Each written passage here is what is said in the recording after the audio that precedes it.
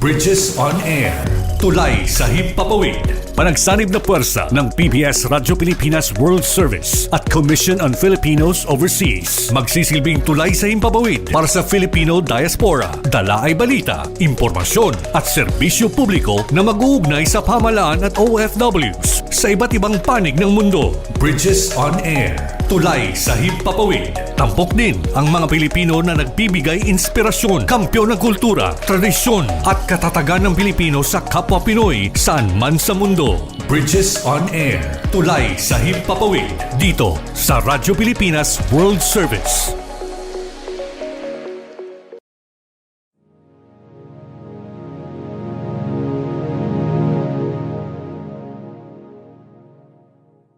Ang Commission on Filipinos Overseas o CFO ay kinagagalak na itanghal ang Bridges on Air kaakibat ang Radyo Pilipinas World Service. Para sa inyong kaalaman, ang CFO ay ang ahensya ng gobyerno na naatasang siguraduhin ang mga Pilipino saan man sa mundo ay may kaugnayan sa bansang Pilipinas. Nais ng CFO ng ating mga migrante ay kasama natin sa pambansang pag-unlad. Hangad ng CFO ang isang komunidad ng mga kagalang-galang at mahuhusay na Pilipino sa ibayong dagat na makabuluhang nag-aambag sa kapakanan ng bansang kanilang titirahan habang nanatili na matibay ang ugnayang pampolitika, pangkabuhayan at pangkultural sa Pilipinas. Kaya naman po ay nais namin ipakilala ang Bridges on Air, ang programa magbibigay ng boses sa mga Pilipino sa iba't ibang sulok ng mundo upang ibahagi ang kanilang kwento, tagumpay at mga pangarap bilang migrante. Nagpapasalamat po kami sa tulong ng Radyo Pilipinas World Service upang mabigyan ng pagkakataon ating mga kababayan sa ibayong dagat na maging kabalikat natin sa mga usapin at talakayan patungkol sa pabansang kaunlaran. Maraming salamat po. Mabuhay ang migranteng Pilipino. Mabuhay ang bagong Pilipinas.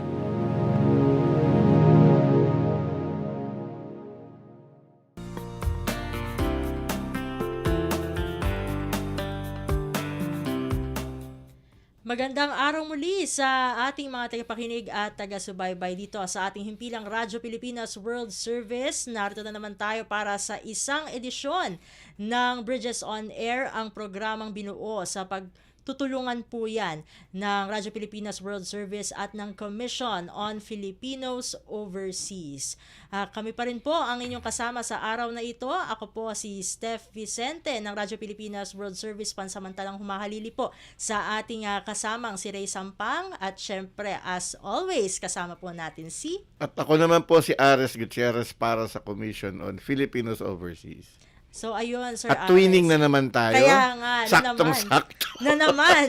Parang nung huling din tayo Twinny din. No? Hindi talaga kami nag-usap niyan. Oo, walang yan. Hindi namin Walang memo. Walang memo, walang pag-chat kung anong suot niyo po no para sa edisyong ito. Walang ganun-ganun dito. Basta nakita niyo na po kaming ganito, surprise. Ayan. At syempre nagagalak pa rin po tayo no dahil eto nasa isa na naman po tayong edisyon ng ating programa. Tayo po ay nasusubaybayan sa pamagitan po ng ating official Facebook page, ang Radyo Pilipinas World Service at syempre maging ng Commission on Filipinos Overseas. Yan po ay live ngayong Sabado alas 8 ng umaga. Ayan. At syempre meron din tayo mga re-uploads, replays po no sa ating mga official YouTube channel para lalo pa mapalawak ang ating reach. Syempre hindi natin pwedeng kalimutan ang ating Evox PBS receiver app, ang PBS radio app na syempre hanapin nyo lamang po. Nasa likod ko na ang logo ng Radyo Pilipinas World Service. Pakipindot nyo na lamang po yan para live nyo po kaming napapakinggan. At syempre, paano po yan ma-access, no?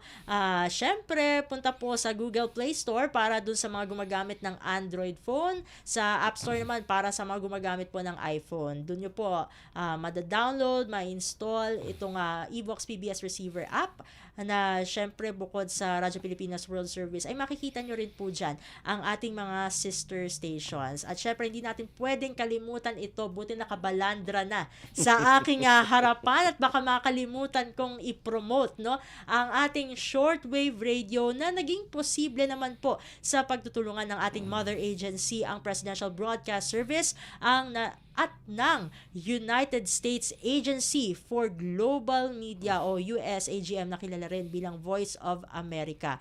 Kami po, no, ito pong Bridges on Air ay inyo pong napapakinggan, natatapat po siya, no, ng ere ng Lunes ng madaling araw, oras dito sa Pilipinas, sa pamagitan po ng mga sumusunod na shortwave frequencies: 9.920 MHz, 12.120 MHz at 15.190 MHz. Kaya malaking shoutout po sa ating mga short wave listeners dyan. No? Ang daming mga shortwave enthusiasts. Lagi po ako nakakita ng mga reception reports sa official email ng Radyo Pilipinas World Service. Nakakarating tayo Brazil, Japan, China, sa Africa, sa Russia, Ukraine, talagang maraming kumbaga, kung saan-saan tayo po napapadpad, Sir Ares. Ganda sana kung may promo, no, na ipapakita nila, kung nasan man sila, papakita nila yung phone nila na nakikinig sila sa ano. Sana nga, no, wag sa email na lang kaya namin. Sa comment section nyo na lang, no, para at least, no, ma-acknowledge talaga namin directly kung saan-saan ba kayo nakikinig o nanonood, no, nitong Bridges on Air, no. Lalo-lalo na yung ating Filipino diaspora, no. Sana ay itong mga kababayan natin, meron sila ding mga shortwave receivers din. At yung ating diaspora, Steph, mabanggit ko lang, meron na siyang specific na tawag talaga ngayon na ginagamit namin sa CFO. Ang tawag na namin sa yung mga Pilipinong naninirahan na sa abroad, sila ay non-resident Filipinos, NRFs. Ayan, may bago tayong natutunan para sa edisyong ito, no? Sa mga susunod na edisyon at maging sa ibang programa pa dito sa Radyo Pilipinas World Service.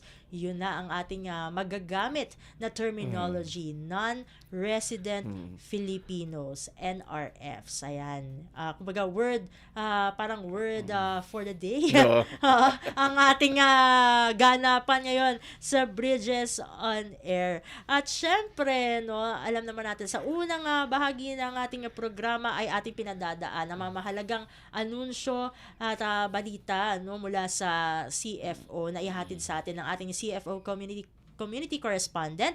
At para sa ikalawang bahagi naman ng ating programa, para sa segmentong Pinoy Ako, ay ito pong PAFIO awardee na ating itatampok sa araw na ito ay isa pong alagad ng sining. Kaya para sa mga aspiring po na artist, no, na marahil ay gustong sumunod sa yapak ng ating mga national artists tulad na lamang ni Fernando Amorsolo, ay mahalagang mapakinggan nyo po ang ating magiging panayam mamaya. Pero eto na, makikibalita na tayo, no? Kasi nabalitaan ko, Sir Ares, meron palang tinatawag na Leading OFWs Beyond, no, na isang financial literacy program.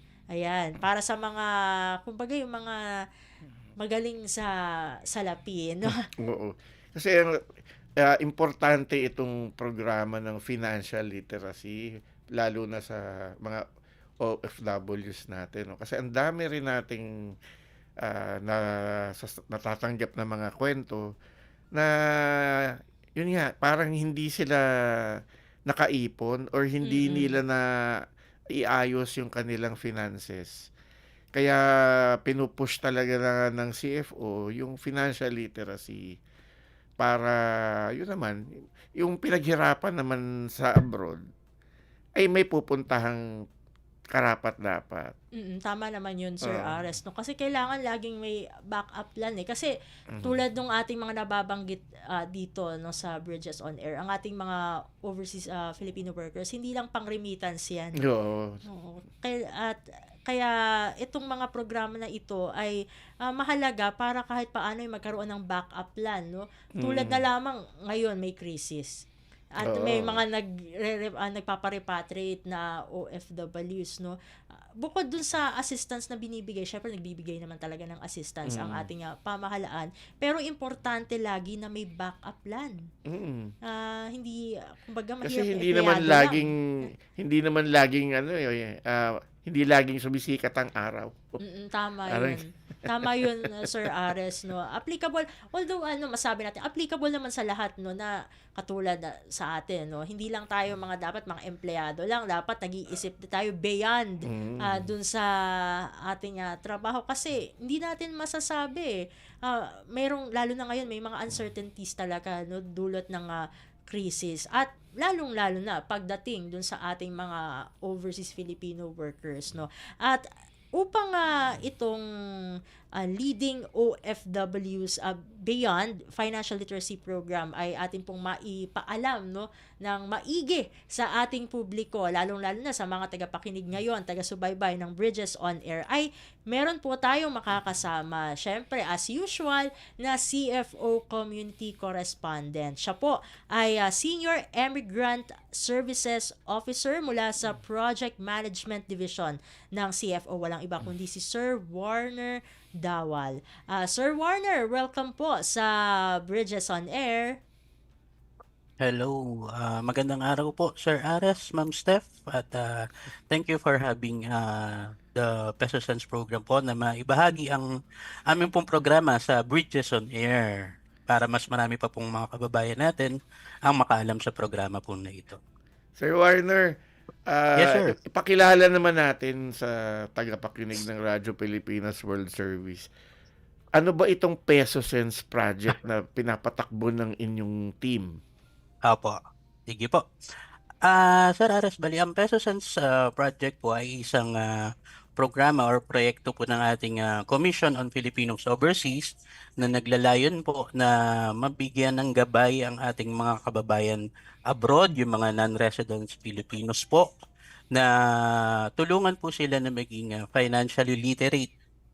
Dahil alam naman po natin ang pangingibang bansa ay hindi naman po yan parang habang buhay ay diyan na po tayo. So tinutulungan natin po sila sa pamamagitan ng programang ito kung paano ang tamang pag-ipon, pag-budget, pag-invest at pagtatayo ng negosyo. Ngayon, ganun din po sa mga kamag-anak na beneficiaries na nakaka-receive po ng mga remittances nila. We make it sure po na inform din po yung mga kamag-anak nila na nakakatanggap ng remittances nila. So yun po Kumbaga basically. hindi lang yung ginagastos basta-basta yung remittances, 'di ba? Yes, opo. Oo. Sir Ares, kasi meron tayong parang battle cry sa CFO na kailangan ng diaspora engagement po natin. Alam niyo po ba na last 2025, 35.6 billion US dollars po ang remittances na Oh. nadala po ng mga overseas Filipinos sa Philippines. Bali kung convert natin to sa pesos, 2 trillion pesos po. Mm. Ito po ay nakatulong sa atin sa ating GDP ng 7.3% po ang naiambag nito sa ating ekonomiya. Kaya napakalaking po talaga, napakahalaga na yung mga remittances ng mga kababayan natin ay nagagamit sa maayos na paraan po para makatulong po sa economic development. Pero ano ba yung diyan sa Peso Sense project ng CFO? Opo. Anong ginagamit yung paraan para ipalaganap yung financial literacy? Opo. Sir Aris, marami po tayong platform na ginagamit sa Peso Sense kasi naniniwala tayo na pag information dissemination, yan po ang isa sa pinaka-effective na paraan para ma-convey po yung ating programs. Halimbawa po, yung ating Peso Sense website. Meron po tayong website kung saan meron po tayong mga online modules na pwedeng masagutan ng ating mga kababayan worldwide. Libre po yun. Meron din po tayong Facebook page na Peso Sense na ngayon po ay mayroon na po 3.9 million followers po. Isa po sa mga leading government-owned Facebook page ng ating pong pamahalaan. Bali dun po, ginagamit po natin itong Facebook page para ma-convey po yung ating mga messages. Tapos nag-share po ng mga different tips kung paano po mag-ipon, mag-invest. It's an online community po ng pag-share ng mga ideas basically para maging financially literate po yung ating mga kababayan. Pero ang Tapos kamangha-mangha Apo. dyan, Steph, sa Peso Sense na Facebook page, ang bilis niyang umabot ng 3 million. So, Sir Warner, Apo.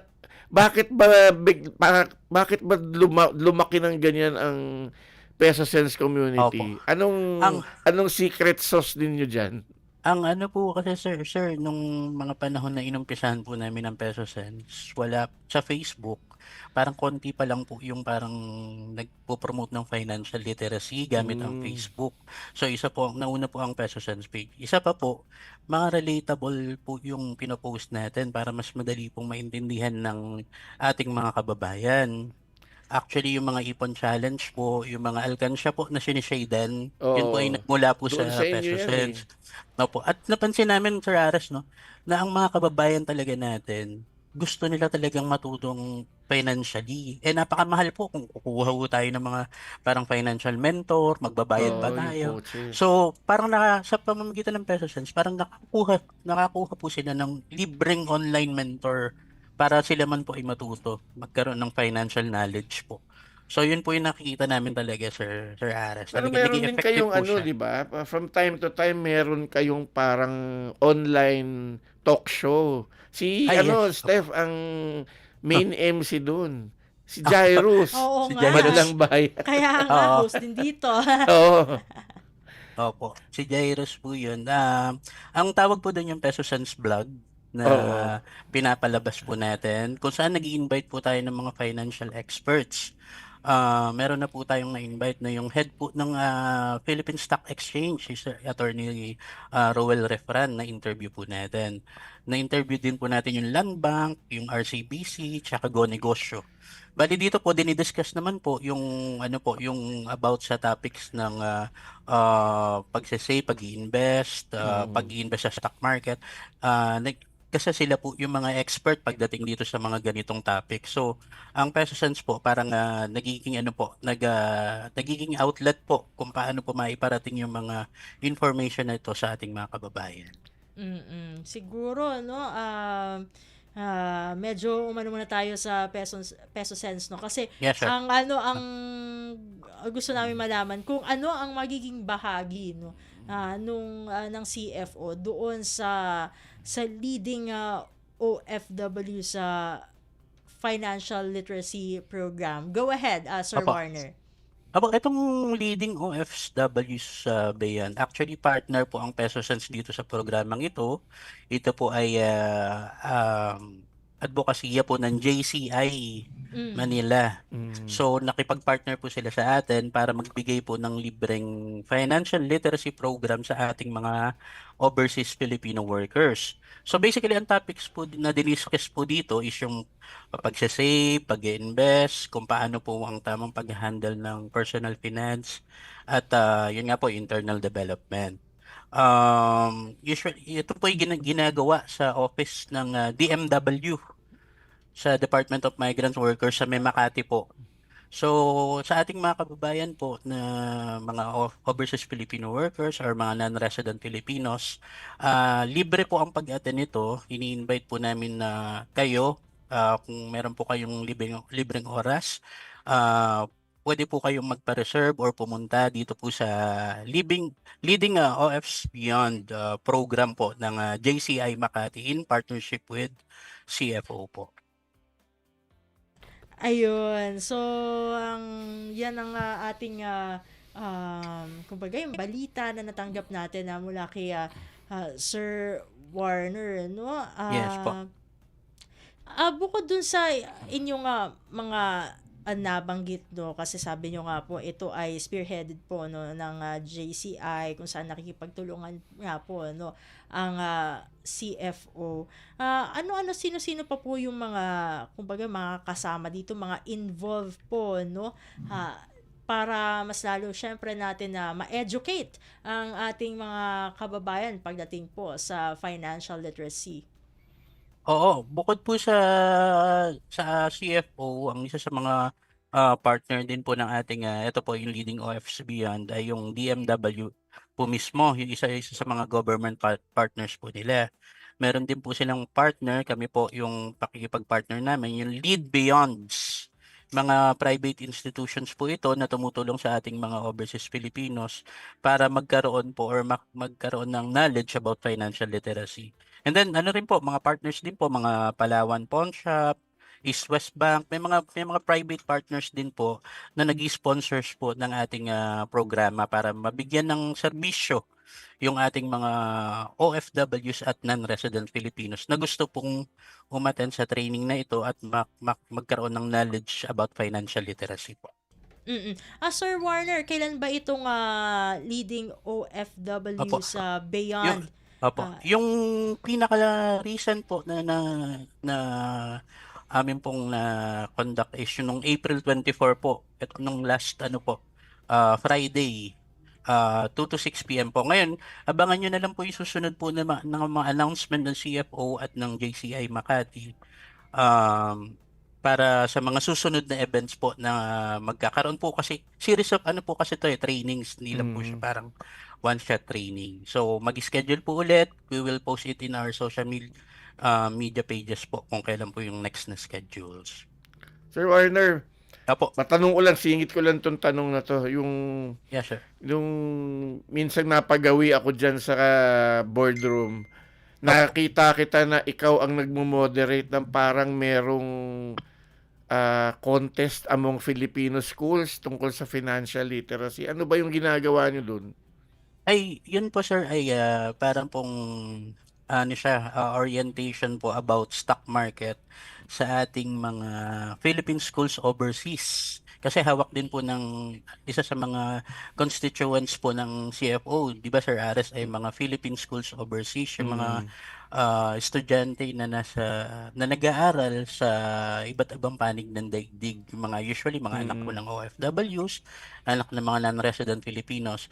So tinuturuan po namin sila kung paano yung pag-i-invest sa stock market. Kasi we're planning to conduct an inter-school po na virtual na stock market trading in partnership with Philippine Stock Exchange.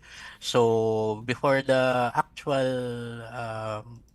launch nung program po na yon, nagkakaroon po muna ng mga orientation kung paano po yung stock market trading. So ang mga resource speakers po doon ay mga experts from the Philippine Stock Exchange. So, bale, So, yun po. bata pa lang tinuturuan nyo na mag-trade. Yes, so po, mahalaga kasi sir na as early as in their development years, maturuan na po natin sila nung tamang pag-i-invest, para hindi lang po sila nagsasave. At the same time, nagkakaroon sila ng mindset kaagad na paano pa nila makapalago yung naipon nilang pera. Paano nila mas madodoble iyon. So yun po. So as early as their formative years, tinuturuan na po natin sila ng stock market trading po. Kasi na madalas nating marinig na reklamo ng mga OFWs, no, yung pag na-remit yung pera, gasta, Yun nga. gadgets, yan mga kaya ngayon yung ginagawa nila Sir Warner, tuturuan nila yung mga bata. At Yes, least opo. mula pagkabata pa lang ay wais na, no? Oo. Pagdating sa paggasta ng pera, no? Hindi yung waldas Oo. waldas dito, waldas doon. Parang natatamaan ako, parang ako yung nagwawaldas eh. Oo, pero yun nga, maraming salamat Sir Warner sa pagbabahagi. Napakahalaga, no, ng inyong binahagi dahil ang daming isinusulong ng CFO para talaga namang ma-educate ang ating mga kababayan pagdating sa paghawak ng pera para naman yun nga, para hindi naman waldas lagi, no. Kumbaga maging wais din tayo pagdating sa mga remittances, no, na inilalabas natin papunta dun sa ating mga mahal sa buhay dito sa Pilipinas. Sana hindi ito ang una't huli, no, na makakasama natin si Sir Warner. Sir Warner, maraming salamat. Mabuhay po kayo. Salamat po, Sir Ares and Ma'am Steph. At anytime po, available po ang Sense po na ma-invite or magsalita po sa Bridges on Air. Ang atin naman pong advocacy ay makatulong po sa ating mga kababayan na nasa abroad, pati ng mga beneficiary sa Pilipinas. Yun lang po. Maraming salamat Salamat ulit, Sir Warner. At inyo po nga napakinggan ang napakahalagang balita no, na ihinatid sa atin ng ating Filipino, kumbaga ng ating CFO, Community Correspondent para sa edisyong ito ng Bridges on Air. Walang iba kundi si Sir Warner Dawal, ang Senior Emigrant Services Officer mula po sa Project Management Division ng CFO. At sa pagbabalik po ng ating programang Bridges on Air ay dadako na tayo sa ating Pinoy Ako segment. Tulad ng aking nabanggit kanina, isang alagad ng sining ang ating itatampok para sa araw na ito. Lahat pong yan sa pagbabalik ng Bridges on Air. Bridges on Air. Tulay sa Himpapawid. Dito sa Radyo Pilipinas World Service. Work abroad? Easy money. No visa. Baka human trafficking yan. Makialam, itimbre mo. Tumawag sa 1343 para humingi ng tulong. Paalala mula sa Interagency Council Against Trafficking. Pinoy Ako! Tampok ang natatanging galing at dedikasyon ng Pinoy na nagbigay karangalan sa inang bayan at nagsilbing inspirasyon at modelo sa kapwa Pinoy saan man sa mundo. Pinoy Ako! Dito sa Radyo Pilipinas World Service.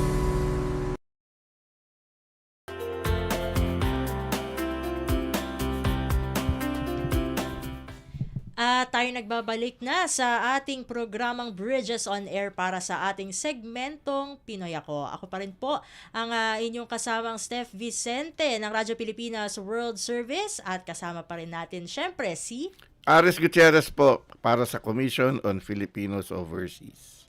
Ayun. So, para sa segmentong Pinoy Ako sa araw na ito, ay muli tayong magtatampok ng isang PAFIO awardee. No? Particular po ay dito sa kategory na pamana ng Pilipino, no?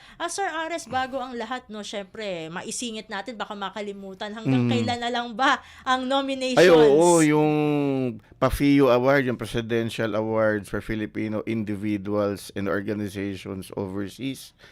May 29 ang deadline, kailangan makapasok na yung mga nominations kasi medyo maraming requirement yung nomination. Madaming documentation na nire-require. Saka syempre dapat legit, no? Oo. Legit ang achievements. Kaya masinsin yung yung screening sa nomination level pa lang. So ayan, hanggang May 29. May 29. 29, no? At yung mga sa palagay nyo ay outstanding, no? Sa kanilang larangan, yung mga overseas Filipinos diyan ay yun, pwede nyo po silang i-nominate. Kaya pa naman kung sisimulan nila ngayon yung pagproseso ng nomination documents. Kaya aabot pa yan. Kaya pa yan, Abril pa naman. Oo. Pero syempre, mahirap din yung nagkakakahog, yung mga cramming Oo, po na... at saka ang dami kasing hinihinging authentication. So, medyo doon ang kumakain ng oras.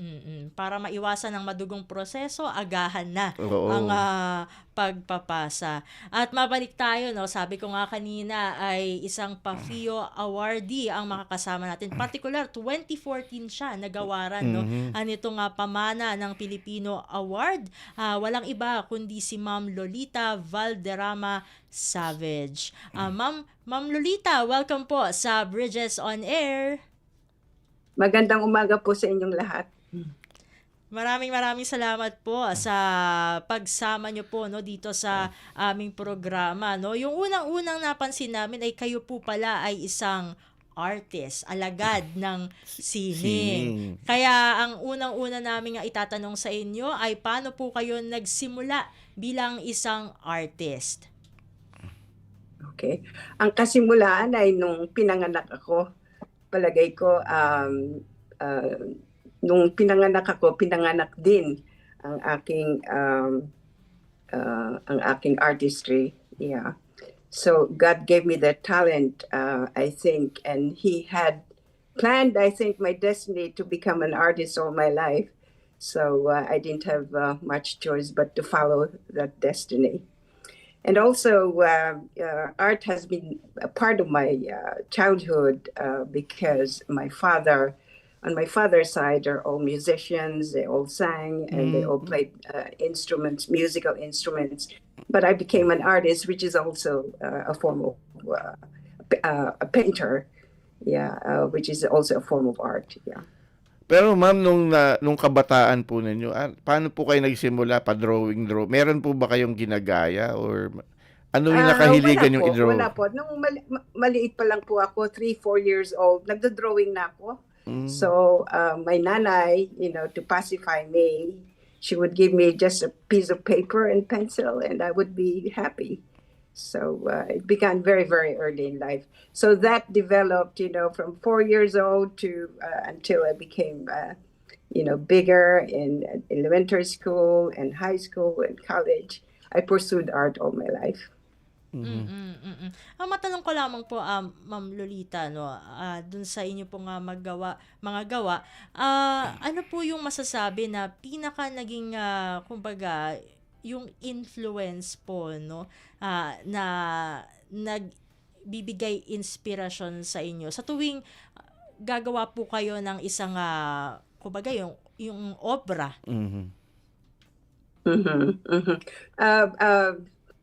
Ang inspirasyon ko ay natura, nature has been always my inspiration.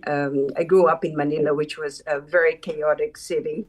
So I always longed to go to the probinsya sa mga kamag-anak. And I always felt very happy when I saw the mountains and the green trees. And I just love being out in nature where there's silence and you could concentrate and be creative. So parang mga amor solo po yung mga inspiration ninyo na paintings. Ganun po ba? Yeah, well, kind of. He inspired me. Emerson inspired me, and also I read a lot about European artists. We were under the influence of the Spaniards, so I read a lot about the European art, and I sort of got my inspiration from what I experienced in our country, as well as the materials that I read in books. Siguro pareho talaga sila ni national artist Fernando Amorsolo kasi si Amorsolo din ay nakatira sa isang middle class neighborhood sa Quezon City. Pero ang mga ginagawa niya yung mga rural scene, landscape scenes. Pareho sila ni Ma'am. Paborito ko si Amorsolo. I did go when I was in the Philippines. I did go and see his home, and I met some of his relatives, and that was really a great experience for me to meet the family of Amorsolo. Ma'am Lolita, no, dahil nababanggit nga natin, no, ang ating national artist Fernando Amorsolo, paano po nyo hinubog, no, ang inyong sariling estilo habang may ganitong kumbaga may ganitong influence po, no, galing sa isang national artist?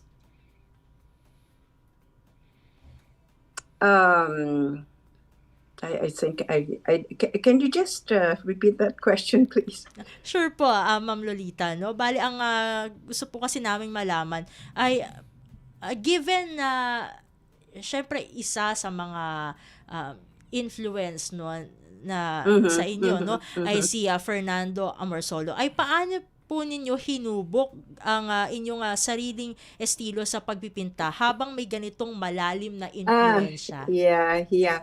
Hindi naman pinaplano yun so you get your inspiration from all kinds of things, the environment, the people that you talk to. I traveled a lot all over the world, and so you got the inspiration from the scenes that you see, and with that you put the what you learned from the past. As you said, you mentioned Amorsolo, who was a great inspiration to me. So with that, you combine those things, what you learned also from school comes in. So all those things, you use them to finally be inspired to create something. Ma'am, paano po kayo napunta sa international art scene? Yeah, so that was a very long but exciting process. I was sent to Italy on a scholarship at the Academy of Fine Arts in Florence. And so from there, I took advantage of being in that international scene. Florence is very, very international. So I exhibited while I was going to the academy. I exhibited in many different galleries locally, but one of the most significant, the beginning of my real serious artistic career was having an exhibit at the Palazzo Strozzi Museum. I did that together with two other female artists from England and from the Netherlands. And Palazzo Strozzi is a very important museum in Florence. That was in 1975, and incidentally, the museum right now is doing a big show on Mark Rothko, who is a Russian immigrant painter from the United States. So I felt from that time on, I felt very inspired to go ahead and pursue my artistic career in Europe and all over. Pero po yung exposure ninyo sa international art scene, ano pong mga paintings ang usual na ini-exhibit nyo, yung Philippine paintings niyo, or have you created a different set of paintings for the international market? By the time I was in, because I really started painting when I was in, seriously painting when I was in Italy. When I was a student, of course, I painted a lot, so I could not use those paintings for Europe. So when I arrived in Europe, then I started painting new paintings, and those are the ones that I started showing in Florence. And many of them would be from the Chianti region, which is outside the Florence city. Landscapes which is kind of similar to our landscapes because although the vegetation is different, it's very green, just like our country. Mabalikan ko lamang po itong mga trips nyo naman dito sa Pilipinas kung saan mas lalo pang kumbaga napatibay talaga yung inyong love for nature, kasi nabasa ko dito sa inyong profile po na meron kayong trips to Bulacan, La Union and Ilocos Norte. Kung hindi po gusto kong i-share sa ating mga tagapakinig, ako po ay isang Bulakenya kaya curious lang po ako, Ma'am Lolita, kung ano pong eksaktong lugar doon sa tatlong provinces na aking nabanggit, yung mga tumatak talaga sa inyo para yun nga po mas makapag-inspire pa ma-inspire po kayo lalo na gumawa ng mga painting na nakasentro sa nature. No, when I was young, we used to go to Sa La Union. I love the scene of the sea, the beautiful white sand that the Philippines is famous for, the coconut trees, just a peaceful atmosphere of La Union, and also Pangasinan and Bulacan, of course, very lush with all the mango trees. My father had a mango plantation, and also a rice plantation in Nueva Ecija. So all the beautiful green landscapes and just the harmony of and the beauty of our country inspired me very much. So pareho pala kayong Bulaken, yeah. Ayun pa. Yeah, halo po dahil ang nanay ko galing sa Pangasinan. Yeah. Ay, yung father niyo po ang taga Bulacan. So ayun pala ang aming Yeah, I similarities, think he no? was Although born ako din in, hati in din eh. Bulacan, but I think most of the Valderramas came from, I think, from the Visayas, from Bacolod, that Yes, area. mga So Valderrama nga. I still have to meet my unknown relatives there. Meron din ako mga kakilalang Valderrama pero nasa ano na sila eh, nandito sa kamay nilaan sa Marikina, no? Baka hindi natin alam, baka distant relatives pala. May isang prominenteng journalist dito na kamag-anak malamang ni Ma'am si Tita Valderrama. Dati siyang Malacanang reporter na sa Manila Times. Mm. Taga Bulacan yun. Ayun, baka. Ito naman po, no, Ma'am Lolita, no, nabasa ko rin po na kumbaga po ay meron po pala kayong fine arts degree mula sa University of Santo Tomas. So, ano pala? Oh Uste, yeah, no? Go high Uste. school. I love Go high school. Uste. Ayun. So, Ma'am Lolita, no, curious lang po ako, paano po naka-influence naman po sa inyo yung inyong stay sa UST, no, pagdating po sa inyong So paglikha ng I mga... did my high school, both my high school, 4 years of high school and 4 years of fine arts at the university. And I was a working student because we didn't come from rich family. So I supported myself by working in the morning and going to school, attending my classes in the afternoon and in the evenings. It was a school that really inspired me a lot too in many ways, spiritually and intellectually, just because it's the only the first Catholic school in Asia. So I'm very proud of that, and I'm very proud of the very good instruction, education that I got from there. So in college, I was at the College of Architecture and Fine Arts. We had the best professors. I don't remember some of their names now, but yeah, all of them were so fantastic teachers. And what they taught me there is really something that I carried on when I was at the Academy of Fine Arts in Florence. So I think what I learned at the University of Santo Tomas was really more important because it instilled in me a lot of my artistic convictions. Yeah. Conducive naman talaga sa art ang UST noong time ni Ma'am dahil ang daming park sa loob ng UST noong mga 70s. Pero ngayon kasi puro na buildings doon eh. Nasa modern times. Yeah, I na went to rin. see it. It has changed a lot. So many students. I was overwhelmed by the number of students and a lot of buildings around it. It used to be more spacious, as I recall. This was in the 70s. So, yeah. I was there from 1964, I think. High school and then college. Yeah, no, long years. About 8 years of my life was spent at the University of Santo Tomas. So Ma'am, yung ano po, nung kayo po ay kinilala bilang pamana ng Filipino awardee, ano po ba yung inyong notable achievements kaya kayo nabigyan ng award? Yeah, the Pamana Award was given to me not just for my achievement in the art as a painter, but I think I got it because I used my art also in building bridges between different cultures. I traveled a lot. I had shows in Europe, in the USA, many important shows.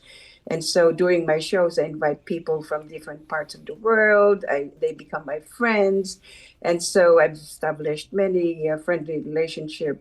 And also during that process, also you represent your own country. And so the impression that you give them is something that they would,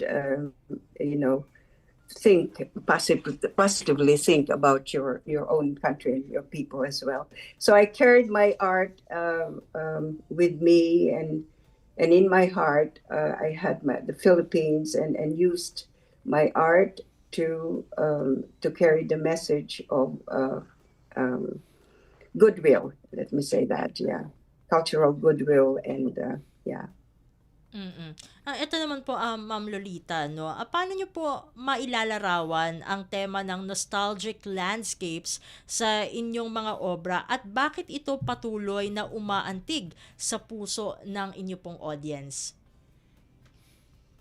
Yeah, my paintings are usually, I told you they're landscapes, but when you look at paintings of nature, you kind of get lost into a peaceful atmosphere, and that's what I like to do with my paintings, to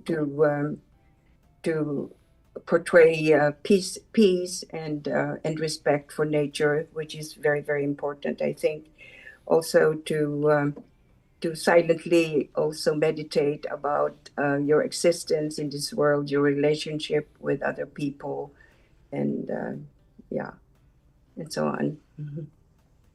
Mm. At eto naman po, no, Ma'am Lolita, no, matapos po yung 38 years, no, sa abroad, ano po yung inyong naramdaman at yung maging yung inyong naging karanasan doon sa inyong debut exhibition dito sa Pilipinas noong taong 2011? 2011, yeah, I was very delighted to come back to my country. I had a show at the Ayala Museum, of course. I think that's what you were referring to, and also the USD Museum. I was very happy. My heart is always. I left my heart in Manila, I think. Mm. At eto naman po, no, kasi nabasa din namin sa inyong profile na kayo po ay kinilala noong 1999 bilang one of 8 globally admired artists ng World Economic Forum sa Switzerland.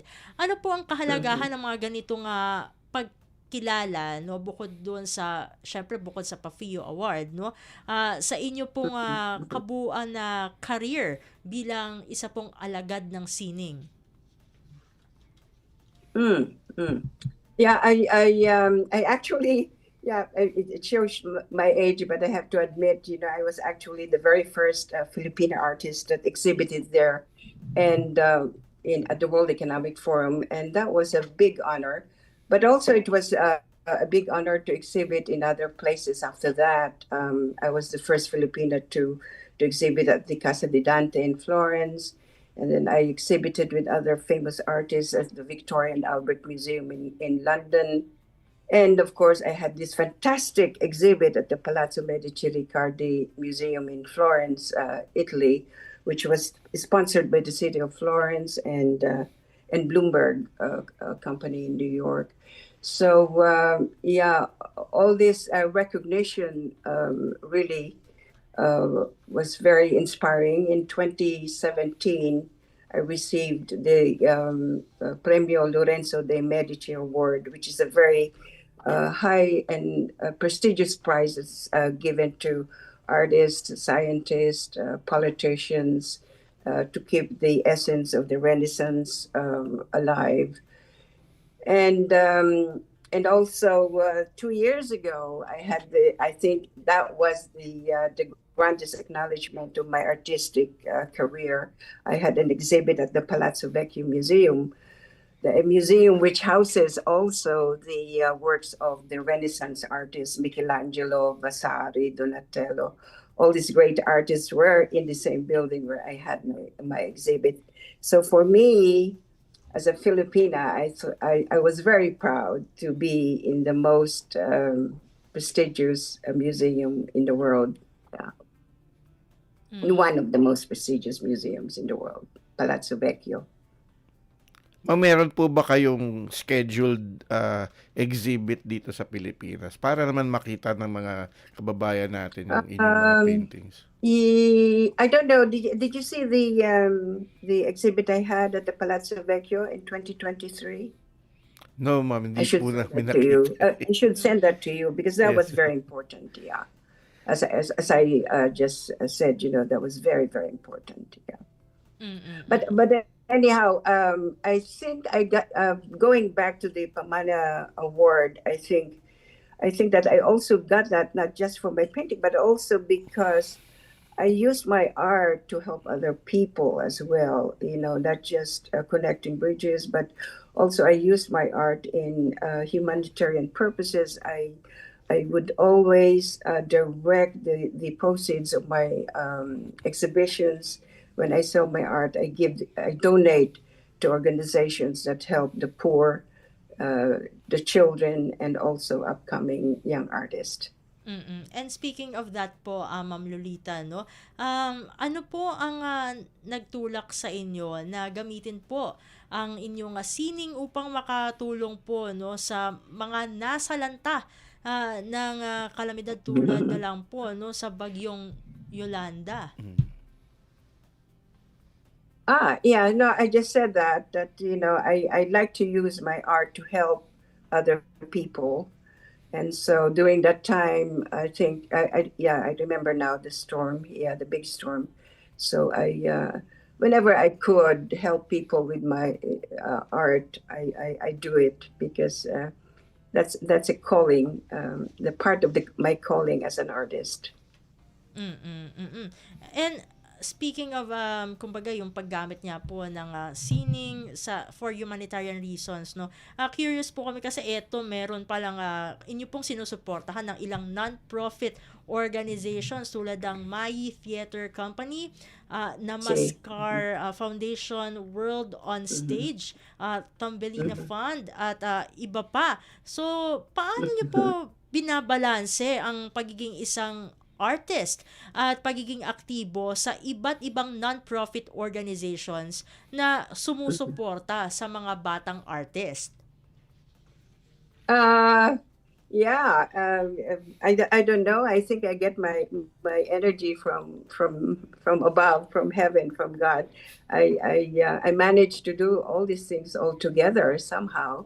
I think as an artist, you have to be very organized as well. And when you are determined to do something, you know, to help other people through what you can do and the talent that is given you, then it works. It has always worked for me. You know, I was always able to balance my family, my social obligations, my community obligations, all together.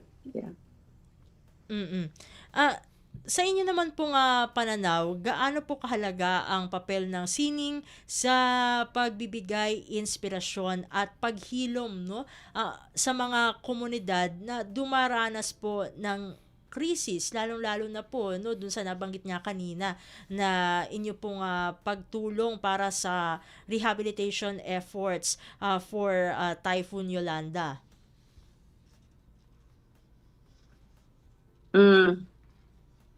I didn't get that. I'm sorry.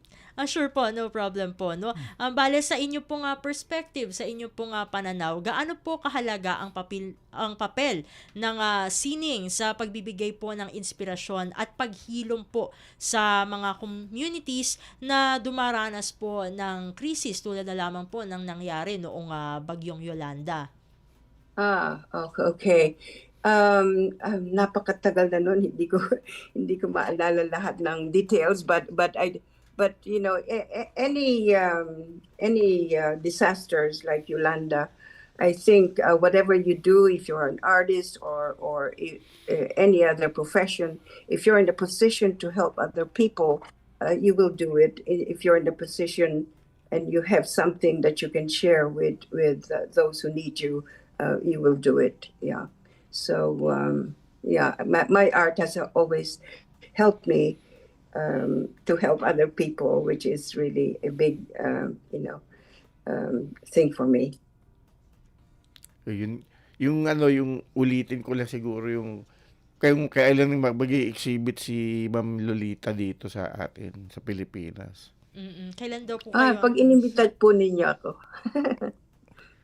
Pag inimbita. Sana nga maimbita ng CFO sa Diaspora Summit. Ay, oo. Sa June. Sa June na yun. Baka pwede. Oh, yeah. I don't know if I can make that because my husband just passed away. Frank was he was an international businessman, and so I really owe it to him also because of his business. We were able to travel the world, and I was able to be inspired by the beauty of the people, different people and places all over the world. Mm. Iba din yung may suporta din Oo. no dun sa Kasi mga hindi biro ang gasto sa mga passion professions na ganyan. Totoo 'yan, 'no? Kaya iba din yung, kumbaga, bukod siyempre sa financial Mm. aspect, 'no? Siyempre dun sa moral Mm. support, Laking bagay yun. malaking bagay para maging lalong inspirado, 'no? Sa mga planong gawin, lalong-lalo na for the community. Eto na lamang po, 'no, siguro, 'no, isa sa mga huli na siguro nating tanong Mm. kay Ma'am Lolita, 'no. Kanina dahil kayo nga po, 'no, ay isang PAFIO awardee. Ano po ang inyong mensahe dun sa mga kabataang Pilipino na nangangarap? Yeah, Ah, para doon sa mga kabataan, I want them to remember that, they're outside their country. They are now global citizens, part of the global community. So as Filipinos, they have to be very proud and confident of whatever talent or skills that they have, which they contribute to the well-being of the community where they live and they work.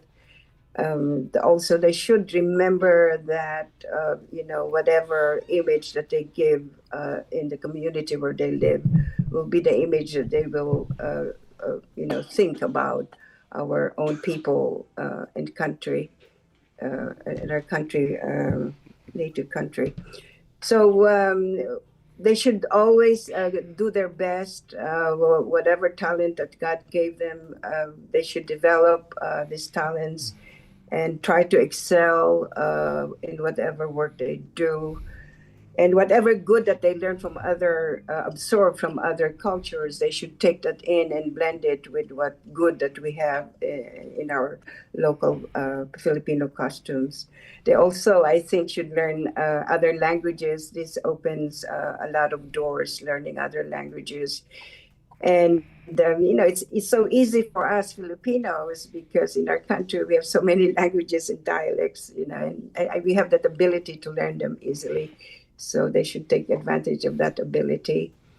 And also, when they become successful, I think when they reach the very top of their success, I think they should remember to look down and lift up and help those who are below them. Kailangan laging nagtutulungan at nagmamahalan ang kapwa-tao. Yeah. Meron pa po ba kayong katanungan? Siguro ito na po, no, pahabol po, Ma'am Lolita, no, kasi syempre sa ating diskusyon po ngayon ay maaaring meron po nga mga nanonood, nakikinig sa atin na aspiring artist, no, o gustong makipagsimula po, no, bilang isang alagad ng sining. So matanong ko na lamang po, no, paano ba madaling makakakuha ng inspirasyon upang makabuo ng isang kumbaga work of art? That they should be open. As an artist, they should be open to all kinds of experiences, open to nature, open to people, because all of these factors affect whatever they're going to create. I think, yeah, listen to music, beautiful music. They should as artists, they should absorb all the beautiful things that this world can offer. I know there's a lot of things going on in the world right now, and you tend to think of destruction and wars. But we should use art to get away from that and think positively that the world will be better because we have beautiful things to protect and to maintain in our world, on Earth. Yeah. Ako agree ako dun sa pakikinig ng music, no, para ma-stimulate, ne. Kasi Oo. kahit ako sa kahit sa paggawa nga ng scripts, no, sa mga balita, no, syempre kahit papaano minsan pagka kumbaga parang may writer's block Oo. or makinig ka ng music, inspirado ko ulit. So yun, parang nakuha kong tip, no? I will agree ako dun sa isa sa mga tips na yon ni Ma'am Lolita. So ayun, no, maraming salamat po Ma'am Lolita for joining us dito sa Bridges on Air. Hopefully hindi ito ang una't huli na makakasama po namin na kayo dahil siguradong maraming nakikinig sa atin ngayon ang syempre gusto din nga makapulot ng mga aral, no, sa pagpasok, no, sa isang karera na tulad nga po ng arts. Talagang salamat, Steph, sa kay ma'am kasi sakripisyo din on her part dahil parang madaling araw pa yata. Yeah, That is okay. That's all right. Yeah, I don't mind. I love being with my people. I love hearing your voices. Yeah. I love communicating with my own Filipino, beautiful people. Anong oras na po dyan sa inyo ngayon? Now it's 5:40. Yeah. 5:40. In the morning. 5:40. Maaga pa din. Yeah, so hirap magbisita na po kayo sa Florence. Ha? Sige. O baka hirap na Marami hirap pong lang mga tayo Pilipino gising. dito. We're about get- 25,000 just in Tuscany alone. Italy is full of Filipinos. One day Italy is going to become Filipino. Wow. Ano natin yan? Isama sa checklist, no? Pupunta tayo dyan. It's the place for art. Yeah, it's definitely the place for art. That's why I'm here. Para dun sa mga mahilig, kumbaga bukod sa mga nagpipinta mismo, yung mga mahilig magpunta sa mga museum, siguradong Oh yeah, magugustuhan. yeah. Magugustuhan Yeah, siya. yeah. Well, the whole Italy is a museum, so you won't go wrong. Any part of Italy you go, may mga museum. So yeah, so it's really a beautiful country. Ayun. And with that, maraming salamat pong muli, Ma'am Marami pong Lolita. salamat sa inyo. Yeah, Sa uulitin po, God bless po at mabuhay po kayo. mabuhay din po kayo. Yeah, God bless. Thank you.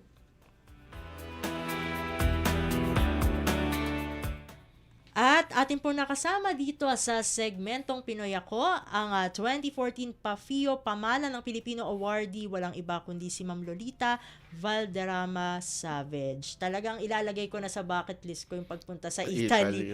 Oo, kasi ako personally, mahilig akong magpupunta sa mga museum. Kaso hanggang National Museum lang ang aking naabot, no. Hopefully makalabas tayo ng bansa. Syempre bukod sa ay maka-interact din natin ang Filipino diaspora sa Italy. Gaya nga nung sinabi ni ma'am, ang daming Pilipino sa Italy. Kasi lalo na yung mga pare dito sa Pilipinas. Nandun para mag-aral, maski saan ka pumunta daw doon, ang daming paring Pilipino nag-aaral doon. 'Di ba kasi nandun din yung Vatican Nasa loob ng Oo. Italy, kaya talagang very religious, no, ang vibes doon, no. Bukod syempre doon sa pagiging kumbaga laganap yung art sa Italy, no. Maganda rin yan na talagang mapuntahan. Gusto ko matikman yung pizza at pasta doon sa yung legit kasi daw ang tunay daw, sabi nga nila, ang tunay na spaghetti hindi daw matamis. Oo. Pero syempre mahal natin yung ating Filipino spaghetti. No, pero yun ang talagang origin ang Italy, yung mga pasta, no? Iba-ibang shape pa yan Oo. Basta ang alam ko lang yung spaghetting diretso lang dito sa Yung may hotdog. yung may hotdog. Saka yung iba nga nilalagyan ng gatas para tumamis, pero nakikita ko dun sa Iba. social media maasim-asim ang yung Iba kasi Italian pasta. Parang hindi akma sa atin dahil hindi tayo nasanay sa ganun. Pero iba nga din daw talaga. At least noon pag pupunta doon, ayun. Parang sa lang yan, no? Parang sa Taiwan kasi Taiwan Matabang din. yung sa yung milk tea naman, yung mamahilig sa milk tea, yun daw ang pinagmulan. O Oo. eto, sa ano naman sa Italy, ito ang pinagmulan naman ng pizza, yung talagang mga mahal na mahal nating Oo. mga pagkain, kaya hindi tayo mga pumapayat, no? Pero enjoy life talaga, no? Ako YOLO, you only live once. Kaya ako kain ng kain kahit sinasaway na ako ng aking magulang. Sorry po, pero hindi ako magda-diet. Yun lang. Yun ang ano, pero isang makabuluhan na mga episode itong ating Bridges on Air para sa araw na ito. Syempre, dahil malapit na tayong magtapos, no? Malapit na nating kumbaga magpaalam dito sa ating programa. Syempre, pasalamatan natin ang mga dapat nating pasalamatan, no, dito sa ating Master Control. Kasama natin si Milo Jonella. Sa ating Wirecast, nandiyan naman si Hero Lucero. Syempre, pasalamatan natin muli ang ating CFO Community Correspondent para sa araw na ito na si Warner Dawal, at ang ating guest sa Pinoy Ako segment, walang iba kundi si 2014 Pafio Pamana ng Filipino Awardee, Lolita Valderrama Savage. Ayun. So, isa na namang episode ang ating nairaos para sa araw na ito. Sa ngalan po ng ating kasamang si Ray Sampang, ako po si Steph Vicente ng Radyo Pilipinas World Service. Kasama po si Aris Gutierrez po para sa Commission on Filipinos Overseas. at ito pong muli ang programang Bridges on Air. Bridges on Air. Tulay sa himpapawid. Panagsanib na puwersa ng PBS Radyo Pilipinas World Service at Commission on Filipinos Overseas. Magsisilbing tulay sa himpapawid para sa Filipino diaspora. Dala ay balita, impormasyon at serbisyo publiko na mag-uugnay sa pamahalaan at OFWs sa iba't ibang panig ng mundo. Bridges on Air. Tulay sa himpapawid. Tampok din ang mga Pilipino na nagbibigay inspirasyon, kampyon ng kultura, tradisyon at katatagan ng Pilipino sa kapwa Pinoy saan man sa mundo. Bridges on Air. Tulay sa himpapawid. Dito sa Radyo Pilipinas World Service.